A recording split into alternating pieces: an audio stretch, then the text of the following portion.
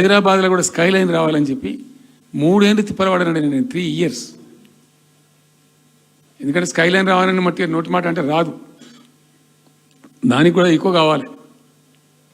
ఆ 50 అంతస్తులు 60 అంతస్తులు మీదకి పోయి కట్టేటువంటి ఆ క్రేన్ ఆపరేటర్లు, క్రేన్ డ్రైవర్లు, దానికి సంబంధించిన సరంజామా అంత ఉంటుంది. ఆ ఎక్కువ వస్తే ఆ స్కై రైజ్ వస్తుంది. ఆ ఎక్కువ తేవడానికి చాలా కష్టపడాల్సి వచ్చింది. ఇప్పుడు ఈ రాజభవన్ పక్కనే గేట్ పక్కన ఒకటి ఉంటుంది చూడండి, కాదు ఒక టవర్ ఉంటుంది ఒకటి. నేను అప్పుడు నేను పోతుంటే ఈ పునాది తీసిండు, మంచి స్పాట్ ఇది, వాటర్ ఫ్రంట్ ఉంటుంది హుసేన్ సాగర్. అతను చెప్పుడే మనం స్కై లైన్లో భాగంగా ఇద్దాము 50 అంతస్తులకు ఇద్దామని చెప్పి ఆగమంటే ఆయన ఎవరో రాజుగారు ఆగలే, ఆయన గతకే కట్టుకోండి పాపం. It took me 3 years to bring sky line to Hyderabad. మేము ఒక పద్ధతికి పోయినాం, సిస్టమ్ చేసినాం, ఓపికతోని చాలా సిన్సియర్గా మంచి పద్ధతితోని వాళ్ళతో డిస్కస్ చేసుకుంటూ మాట్లాడుకుంటూ ఒక క్రమ పద్ధతిలో పోయినాం. గట్టుంటుంది పద్ధతి. కానీ 4 ఫీజు తీసినాం, 4 10% ఏదో ఫీజు ఉండే. తర్వాత ఆర్డీఓ ఆఫీస్కి పోవాలి సార్, ఈ ఫీజు ఏమో కానీ ఆ ఫీజు ఎక్కువ అవుతుందని వాళ్ళు చెప్పిండ్రు. అది తీసేవతల పడేసినాం. అది తీసేసినాం, ఆర్డీఓ దగ్గర పోయే అవసరం లేకుండా కూడా చేసినాం. ఇప్పుడు అదొక ఫీజు. ఆ ఫీజుతో ఏమైంది, ఆయనతో పీకింది. హైదరాబాద్ రియల్ ఎస్టేట్ గంగల కలిసింది. మేమేమో ఆనాడు నిజంగా చెప్తున్నా, చాలా సంతోషంగా చెప్తున్నా, నేను భూముల ధరలు పెంచినాం తెలంగాణలో, ప్రజా ఆస్తులు పెంచినాం, ప్రజా ఆస్తుల యొక్క విలువ పెంచినాం. 4 ఎకరాల నోడు ధీమాతో ఉండే తెలంగాణలో. కొద్దిగా డాంబర్ రోడ్డు అంటుకునే 4 ఎకరాల నోడు 50 లక్షల కాడికి అమ్మితే నాకు 2 కోట్ల శ్రీమంతుని అని చెప్పుకున్నాడు కాలర్ ఎగరేసుకొని. ఇవాళ ఏమైనాయండి భూముల ధరలు? కుప్ప ఊలిపోయినాయి. ఇంట్లో అమ్మాయి పెయింట్ ఉంటే ఎకరం అమ్మి చేద్దాం అనుకుంటే కొనే దిక్కులేదు సార్ అని కళ్ళకు నీళ్ళు పెట్టుకుంటారు ప్రజలు. ఇవాళ లేదు, ఒక ఎకరా కూడా అమ్ముడు పోతలేదు, ఇప్పుడు కొంటలేడు. దిక్కు లేకుండా అమ్ముకుంటే ఇష్టం వచ్చిన అడ్డమైన ధరలకు అమ్ముకోవాలి.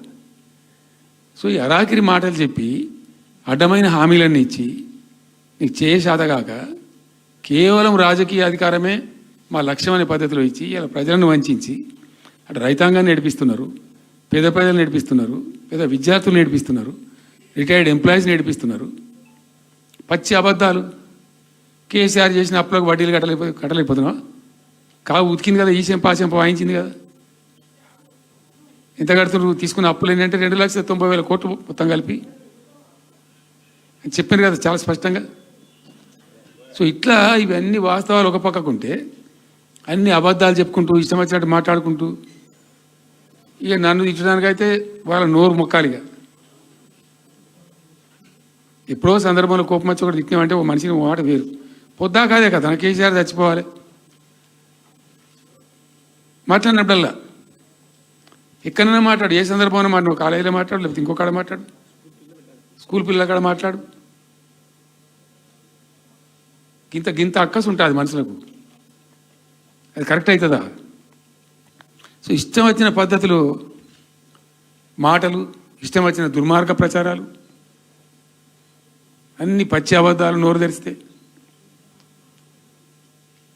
రియాలిటీ వేరుంది, జరుగుతున్నది వేరున్నది, అన్ని రికార్డ్ అవుతున్నాయి, ప్రజలలో అన్ని గమనిస్తున్నారు. సో కాబట్టి ఏదేమైనప్పటికీ పాలమూరు రంగారెడ్డి ఎత్తిపోతల పథకం విషయంలో ఎట్టి పరిస్థితుల్లో రాజీ పడం. ఈ ప్రభుత్వాన్ని నిద్రపోనీయం, కేంద్ర ప్రభుత్వాన్ని కూడా నిద్రపోనీయం. మా హక్కుల పరిరక్షణకు ఒక డ్రాప్ తక్కువైనా కూడా at any cost, at whatever cost, TRS పుట్టిందే తెలంగాణ ప్రజల కోసం. తెలంగాణ ప్రజలకు ఒక నొక్కు పడుతుంటే మౌనం పాటించలేం. మీరు ఏం ఊరుకో ఏం చేసుకో. నాకు ఇన్ఫర్మేషన్ వచ్చింది, మీటింగ్ జరుగుతుంటే మరి 4 గంటలకు అయిపోవాలి లెక్క ప్రకారం. It was extended. 5 గంటలకు ఉత్తమ్ కుమార్ రెడ్డి ప్రెస్ మీట్ పెట్టిండు. మీకు కూడా వచ్చి ఉంటుంది ఇన్ఫర్మేషన్. ఎందుకు కేసీఆర్ కాగానే మనం ఇంకొక వరుస మళ్ళీ మురగాలి చిట్ చాటు. అది కూడా ఎందుకు మొరగడానికి? ఆ మొరుగుడుకు వాల్యూ ఉంటుంది. So thank you so much. ఈరోజు నేను ఏమంటున్నాను, మీతో ఒక request, Rahul don't be hasty. ఇవాళ I'm only restrict my self to Palamuru ఎత్తిపోతల పథకం. అది డైల్యూట్ అవుతుంది కాబట్టి ఇలా చెప్పాను. నేను ఉంటున్నా, మీకు అందుబాటులో ఉంటుందిగా. I'm on the field now. కాబట్టి మీకు please here me. You have to excuse me today. దానికే నేను రిస్ట్రిక్ట్ అవుతాను ఇలా. Any question 100 questions you put me, I will give you answer tomorrow or day after, any time. Thank you.